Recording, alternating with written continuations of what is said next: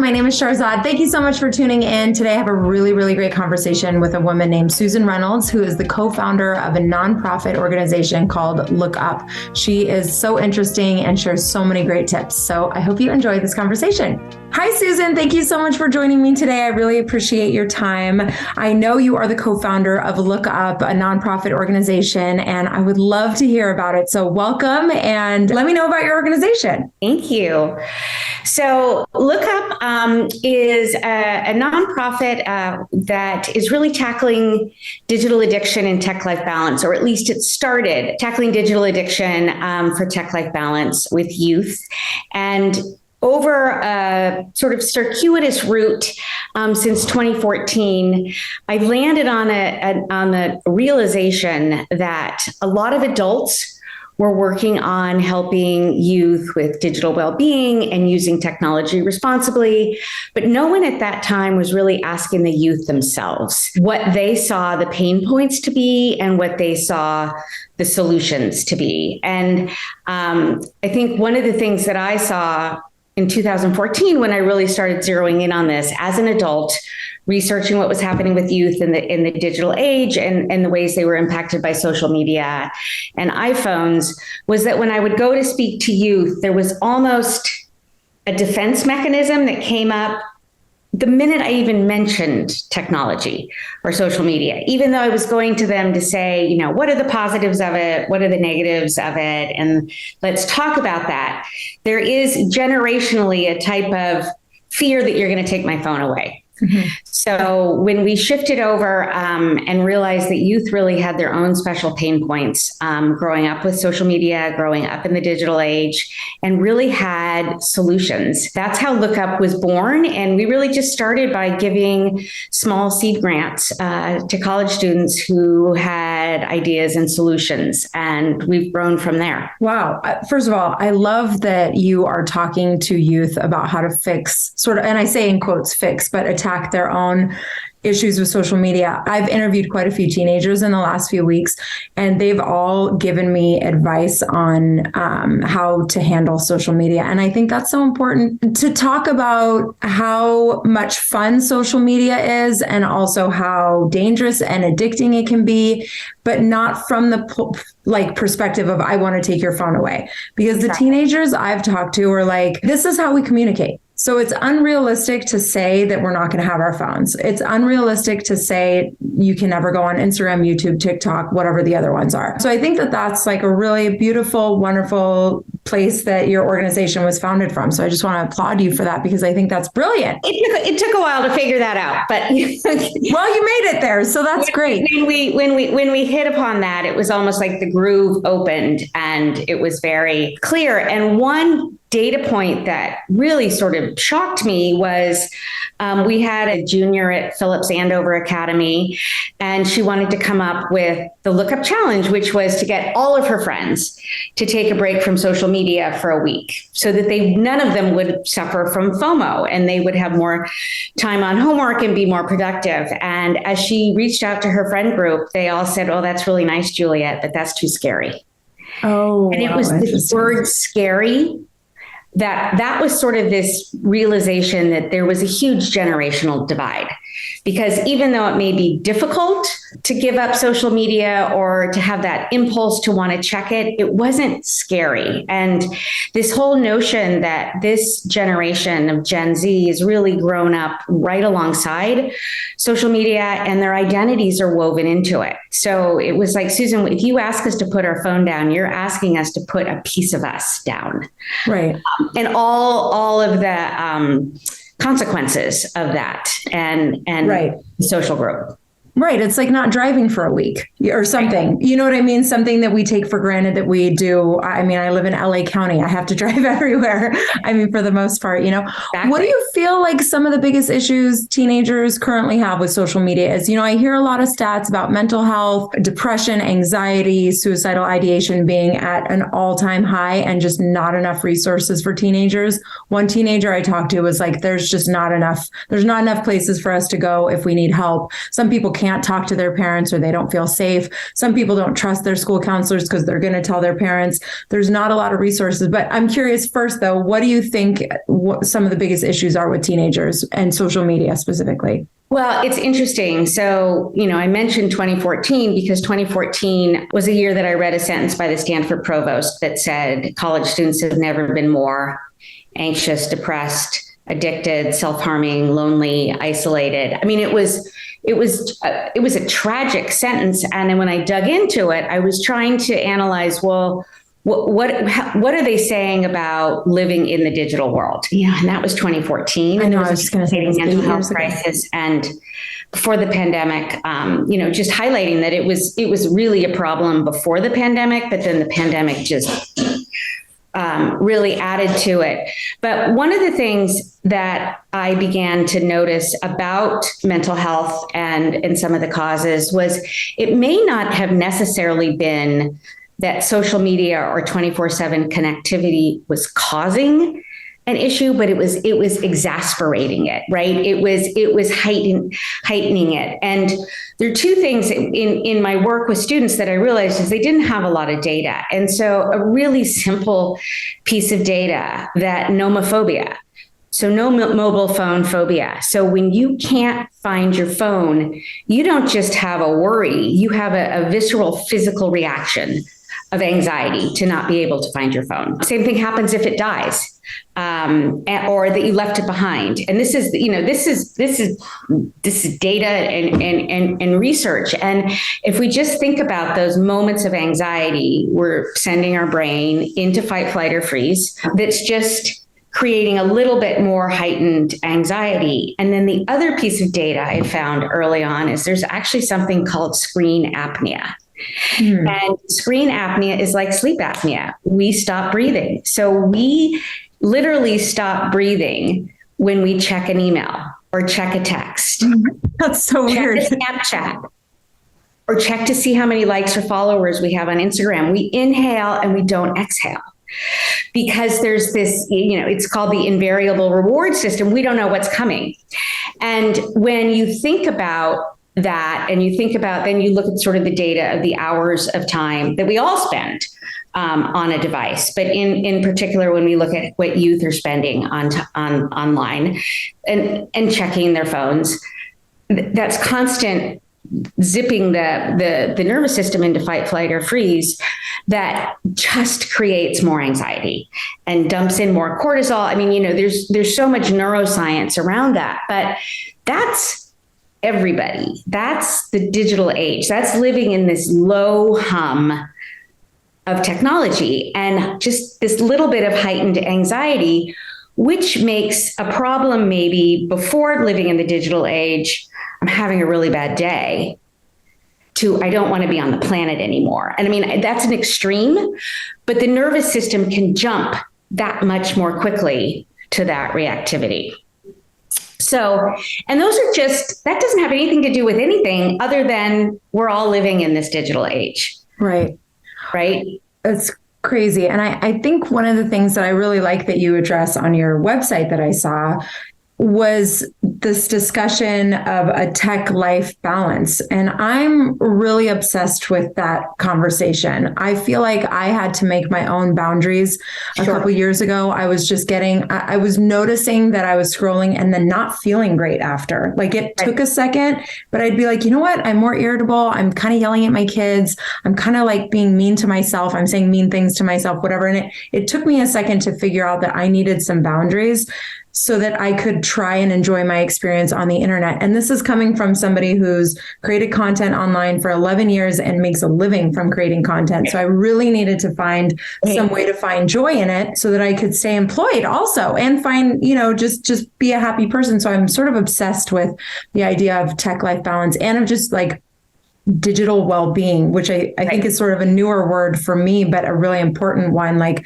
creating digital, like good digital citizens.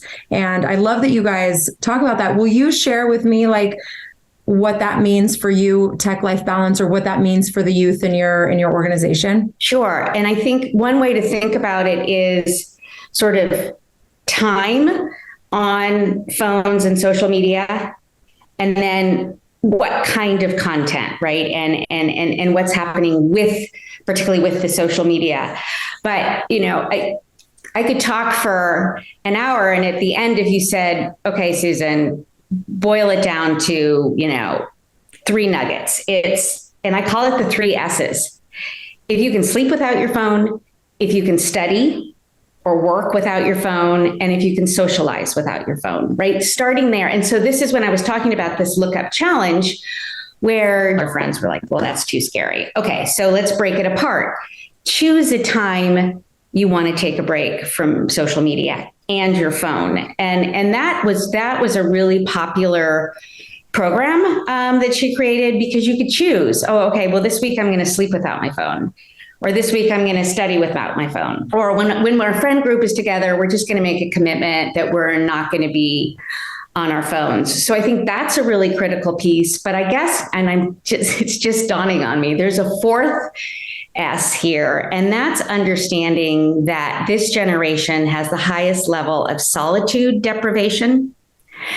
And the problem with solitude deprivation is if you are constantly receiving external stimulation, which we receive from 24/7 connectivity, without a chance to sit in stillness and silence. And it doesn't even have to be, definitely meditation and mindfulness, but it doesn't even have to be meditation or mindfulness, just silence, or just a point of time where there's no external stimulation, so you can hear yourself think, right? So that you can actually calm that nervous system that is being so heightened by the nomophobia, by the screen apnea, by, this constant fear of what's going to come across my Twitter account, right? When I can get news 24/7. So I think those, actually, I'm now changing it to the 4 S's. Just doing that.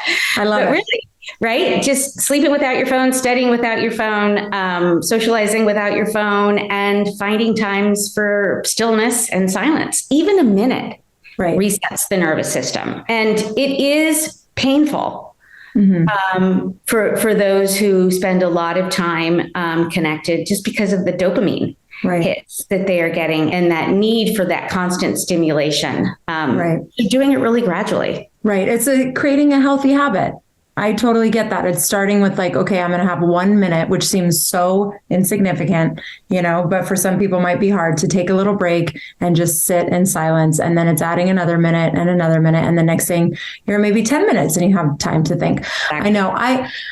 It's a tricky beast. I always call it the beast of social media because, again, it can be so fun, and it can be and not only fun, but what we found during the pandemic was one of the things we're seeing around Gen Z. And when I talk about Gen Z, it's really sort of it's youth born 95 or after, and then at some point it breaks off and it becomes Gen Alpha. But there is a generalization about Gen Z that they are change agents and really care about the world, different issues in the world. One of them is the world they've been handed. But the other issue is because social media is so easy to use and it's free and it doesn't require a ride, right? Or transportation. Gen Z they're really powerful activists. And there's even an organization called Gen Z for Change that is using technology to make huge waves in global issues. So I think it has been the promise and peril of technology. Since it began, or since when I discovered the internet was in 1997, and Don Tapscott had written a book called Growing Up Digital, and he literally predicted the promise and peril, right? The ability to connect and the dangers of internet addiction. And this is like, we don't even have laptops. 25 years ago. Yeah. Yeah. Right. There's no phone, there's no social media, there's no texting, but still that divergent ways that technology works and drops in the dopamine was predicted. And that's the tricky part. And especially speaking as a content creator, right? Like, you're using the technology for good, for productivity, for, as work, but then you also have to figure out how to take care of yourself and protect yourself. Totally. And I feel like the 4 S's that you mentioned are obviously great for teens, but they're so important for adults too. I've been really shocked at how much time is literally spent on the apps for people that don't have it as their career, right? So I talked to one teenager and he said on average, when he's on the weekends or during the summer or during COVID, right, he was online 14 hours a day, 15 hours a day on average, which means he was barely offline, and I just felt like that was just really sad. My heart was broken for him. And I felt like nobody was modeling that healthy behavior for him. Nobody, maybe his parents had to work, obviously. Maybe his parents were going through their own thing and they couldn't be as available, or they didn't know how important boundaries were. But I feel like those 4 S's that you're talking about are key for adults as well. So I have 2 little kids and I'm kind of obsessed with creating boundaries, and I talk to them all the time about healthy habits for social media. My 8-year-old could give a presentation on it already. It's maybe too much, but it's who I am. I'm an oversharer. Sure. But I would love to know from your perspective, what you've seen, like, what do you think some good advice is for parents who are about to have teens or who are currently dealing with teenagers and they want to try and find some healthier habits? Like, the 4 S's sound fabulous, but how do you implement them? What do you do? What do you think? I mean, holding off. Yeah. Holding off for phones and social media as long as you possibly can. Jonathan Haidt has done a lot of research on this and spoken about it. And there is data that the later a youth gets social media, the less chance of depression and anxiety later on, right? So there's a correlation between that. So the longer you can hold off, and the more boundaries you can put. I mean, if as a parent, if you start off, okay, you're getting a phone, and that phone will never be in your bedroom at night when you sleep. It will and it will always be, in the kitchen, in a charging station, with all of our phones, right? It's a family, it's a family contract. Now, this is really great advice, right? It's so hard to do. And I gave a presentation at a school to teachers, and a woman came up to me afterwards and she said, Susan, I was cringing as you were showing data and talking, because I finally allowed my 11-year-old daughter to have TikTok, and I just couldn't fight the daily onslaught about it, because all of her friends have it and she was feeling left out. And I think this is a real problem and a real stressor for everybody, for the youth themselves, as well as the parents and parent communities. And, parenting is hard enough as it is. And it's really there's some issues in this world that are, besides social media or technology, that are causing stress. And so one resource that I can recommend is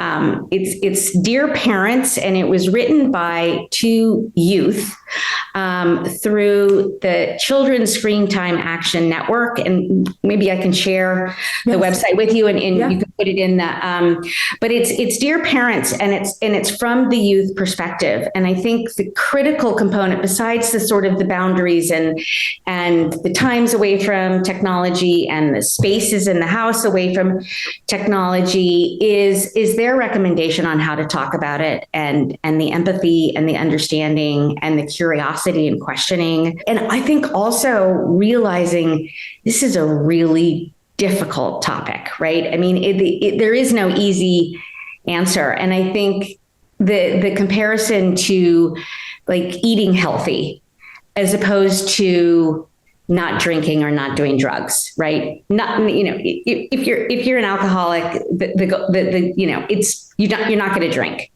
But if you have an issue with food, you have to eat, right? And then you have to divide out, what is healthy and what is not healthy, and what is, what is a moderate balance. And I think technology, social media, phone use, laptop use, it's the same issue. Like, people will say to me, so do you have an issue with social media? I said, I have no issue with social media. I have an issue with my laptop.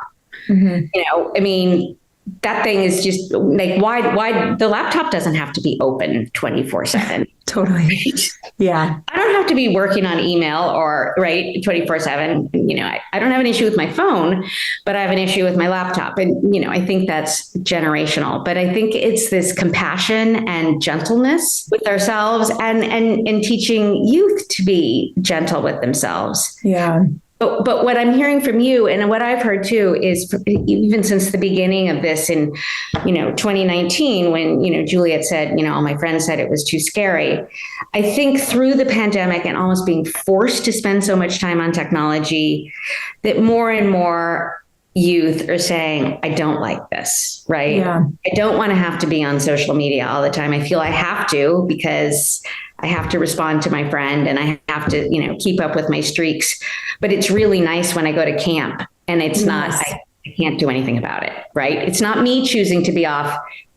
Hey, I'm at summer camp and there's a month and no one is allowed to have any technology, and they love it.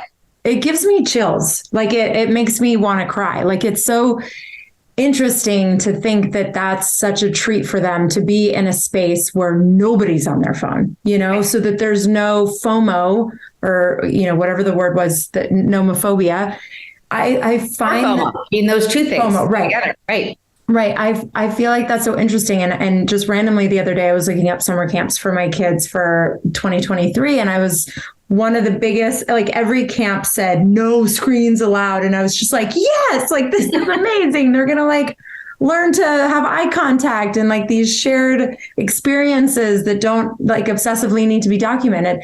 And then I laugh because I'm like, I document so much in my own life. Like, I'm such a hypocrite, who am I to say anything? And I was talking to a girlfriend the other day about this project that I'm doing. And I'm like, and I understand the irony, like, I'm having these conversations about social media and boundaries, and I'm sharing them on social media because I myself still sort of struggle with the idea of balance. And one week I think I have it, or one day I think I've got it. And then the next day I'm like, oh my God, I just doom scrolled on TikTok for an hour and I feel like a loser. But you recognize it. Thing. I recognize it. Yes, for sure. I recognize it. Yeah. And I think it's just like a mindfulness practice, right? Yeah. Or a meditation practice. You can't focus on your breath 24/7, right? Totally. The mind gets distracted, and the whole beauty and power of meditation is when you recognize it. So I think that's a really important piece, is like, oops, yeah, I just spent 20 minutes. I went down the rabbit hole of YouTube. I didn't mean to do that, but I recognize it. And now I'm going to go back to what I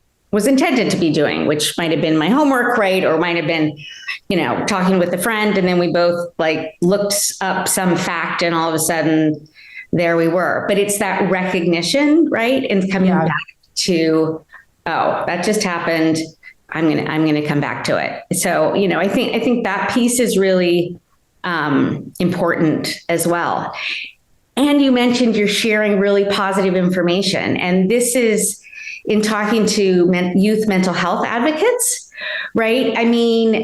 Social media has been a godsend for them to be able to share these mental health resources that you were talking about, right? Yeah. And spreading the messages of, destigmatization and, creating belonging and inclusivity. So it really is. That's why it's this double-edged sword. Totally. How responsible do you personally think the apps are, the Instagrams and TikToks of the world? I would say Facebook, but no teenager seems like they're on Facebook. They're like, oh, that's like my grandma's social media. I think they're incredibly responsible. Okay. Yeah. Could you elaborate on that? And I think, I can speak really specifically, living in California, that there were two bills that moved through the California legislation. One of them was the Social Media Platform Duty to Children Act, which would have allowed parents to sue social media companies for the addictive nature of technology and the harms it caused. It made it all the way through the House to the Senate, and it got slashed in the Senate appropriations, but it made it all the way to that point. And people aren't done with that. They're going to reintroduce the bill. Now, the California Age Appropriate Design Code made it all the way to Gavin Newsom's office, signed into law. Oh. And that bill requires social media companies and technology with certain design techniques for technology that youth are not allowed to use, but might use, right? So I'm not saying it clearly, but it's, where are they on platforms? You may say, well, 13-year-olds shouldn't be on social media because they're not supposed to be. Well, they are. Yeah. And that was based on a similar bill that was passed in the UK. And there's real optimism here, right? That it's been passed in the UK. So the social media companies have to adhere to it for the UK. Now they're going to have to adhere to it in California. So the idea is, right, that it's just going to be easier for social media companies to make it universal. And I say this from the perspective of when I started this work, and even when the Netflix documentary, The Social Dilemma, came out in September 2020, and it was, we need to do three things. We need to, look at how we use technology and social media, how we design it, and how we regulate it. Even 2 years ago, the idea of actually being able to regulate it was sort of pie in the sky dream. Mm-hmm. Mm-hmm. And now we have an actual bill that has passed, setting a precedent. And then there's two really important bills on the Senate floor, the federal Senate floor, the Kids Online Safety Act, and COPA, which is Children Online Protection and Privacy Act. I probably didn't get that completely right. But again, this is new, right, that these bills can actually be passed. And I think it was Frances Haugen's Facebook files and her testimonies last October, right, a year ago, right, where she revealed internal research that Facebook, now Meta, had conducted. And the fact that there was causative data as opposed to correlative data, mm-hmm. Which seems like minor, but it was really, really big, that, their data showed that Instagram literally created self-esteem and body image issues for 1/3 of girls, adolescent girls, right? Yeah. So there it was. And we've seen it, Senate hearings. And so I think they are very responsible. And, some people are critical and saying, well, just learn to moderate it. Well, the problem is moderating something that is engineered with the most brilliant neuroscientists in the world, mm-hmm. right? With an algorithmic design that we can't, it's in a black box. We don't really know what's happening. I mean, that's asking a lot.